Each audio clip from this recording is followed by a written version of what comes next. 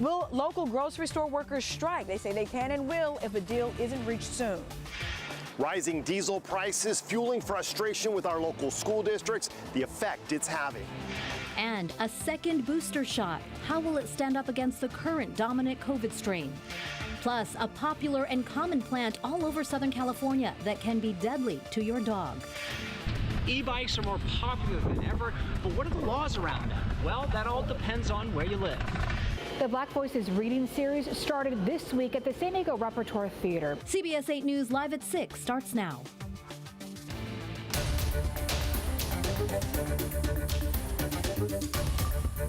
We start tonight with breaking news in San Carlos. Good evening and thanks for joining us. I'm Carlo Chiquetta. I'm Marcella Lee. San Diego police tell us an officer shot a man at a home just before 5 o'clock tonight. It happened in the 6500 block of Bonnie View Drive. That's in a neighborhood about a half-mile east of Patrick Henry High School. Right now, it is not clear what led up to the shooting.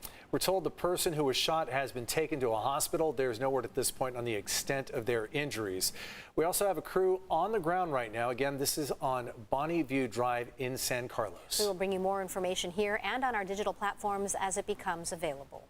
On to another big story we've been following for you. Will your local grocery store have a strike on its hands in a few weeks? That's what many shoppers are wondering as the owners of Albertsons, Ralphs, and Vons negotiate with a union that represents 48,000 grocery store workers across Southern California, including about 7,000 here in San Diego County. And as CBS 8's Kirsten Holmes found out, the workers voted to move forward with a strike if a deal isn't reached by Easter Sunday. She joins us now live with more. Kirsten?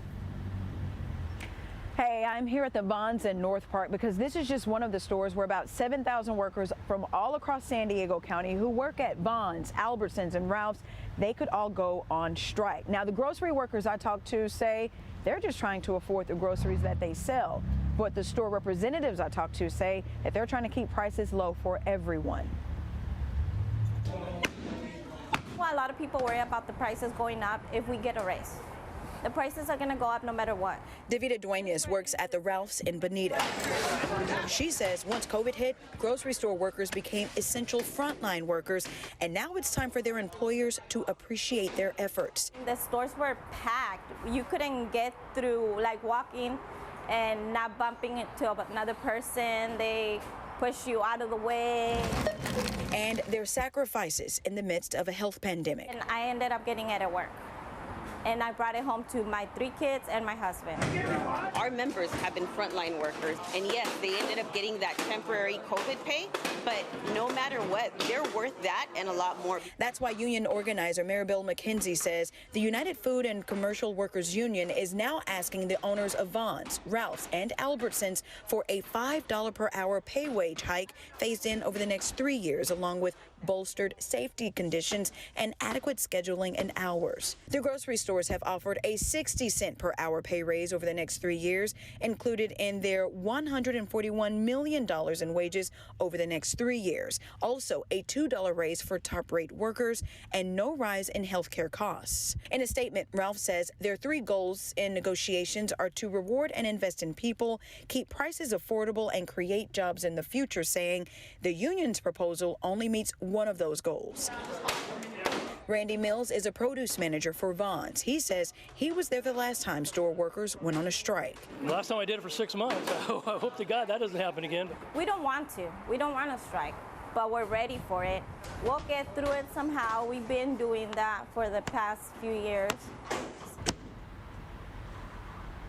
The last time grocery store workers in Southern California went on strike was 2003 through 2004. Now that strike lasted 141 days. The grocery stores themselves lost $2 billion while workers lost $300 million in wages. And Kirsten, you talk about that loss in wages. Grocery store workers have to be getting ready mentally and financially for the strike. And while they won't be earning an income, the union will offer some help. Absolutely. The union will support their members financially through this time, and they're hoping that they don't have to strike at all, but they say they are prepared to if they have to. All right. Thank you for that update. Kirsten Holmes reporting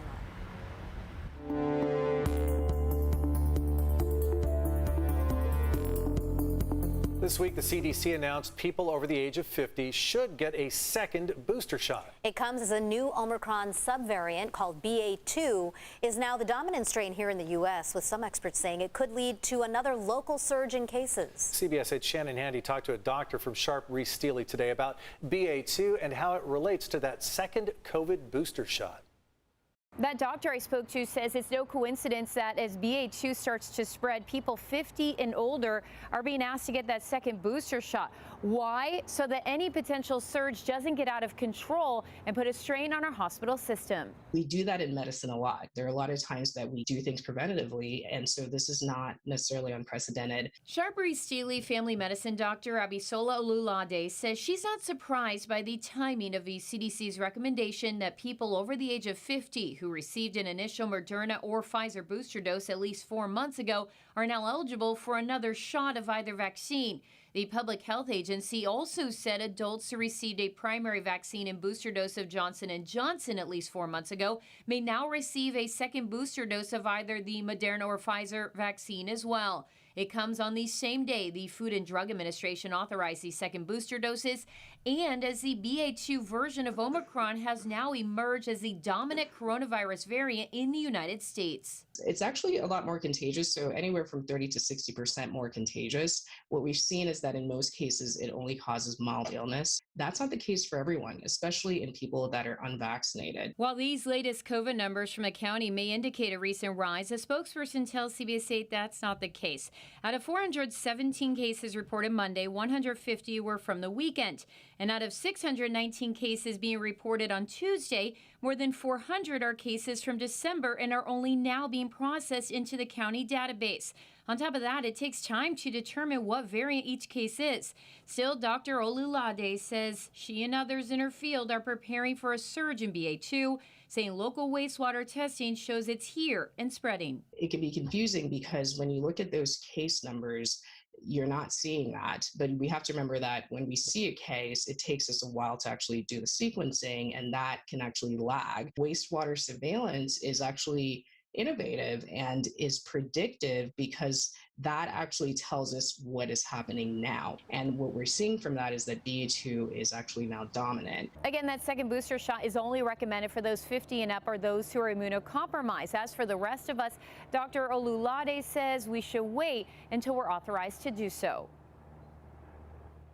And as Shannon mentioned, the county is reporting 619 COVID cases today, but that number comes with an important caveat. It includes a backlog of more than 450 cases from late December. Hospitalizations are down at 148, down 2, and 2 more deaths were reported, bringing that total to 5,178. When it comes to getting information or treatment for COVID-19, there's now a new one-stop shop you can check out online. The Biden administration rolled out a new website, covid.gov. Simple enough. You can use it to find the latest information from the CDC at a county level. The announcement comes after President Biden got his second Pfizer booster shot today with, as Shannon mentioned, federal regulators approving that 4th shot for people 50 and older. A first-of-its-kind conference took place at Rancho Bernardo High School today. Students from 7 different Poway Unified Schools gathered to talk about mental health and ways to deal with the pressure of schoolwork, other social activities, and the pandemic. CBS 8's Kelly Hessedal has more on what students had to say. Well, the students say they learned a lot. It was actually students who came up with the idea to hold this conference. Middle schoolers and high schoolers took part in it, and the discussion centered mostly on dealing with stress, dealing with pressure, and not being afraid to ask for help. I think a lot of my friends are still dealing with a lot of stress and anxiety, trying to come back to reality and trying to come back to doing all their work and actually attending school and the whole masks. It's a lot of stress and pressure on all of them. And that was Joanna Kruglik, a 7th grader at Twin Peaks Middle School. She was one of about 80 students who took part in this conference called the Conquer Conference. She says the pandemic has really taken a toll on students. They were separated for so long. Now everyone's back together, and that brings its own challenges. The workload is more. The social aspect of being back in person can be a lot to deal with. And sometimes it's scary to ask ask for help. So today they heard from a guest speaker, Christine Marie Fry. She's an author and musician who struggled with her own mental health issues. Students also got together in small groups and walked through some real-world scenarios and how to handle them. They discussed friendships that have changed, what healthy relationships look like. Westview High School senior Adati Anand says there's pressure to fit in, pressure to live up to other people's expectations, but this is what she tries to remember. Focus on what you need to be doing, right? Not always about other people and pleasing others, because at the end of the day, it's your mental health that you should be focusing on. So the whole goal of this conference was for students to come here to learn some healthy tips, healthy ways to cope with stress, and then bring those back to their own school and share them with their classmates. Now, one thing mentioned a lot today is just simply talking to somebody about what you're going through. One student mentioned he calls his mom when he's at school and he feels overwhelmed. Another student said she simply confides in a friend.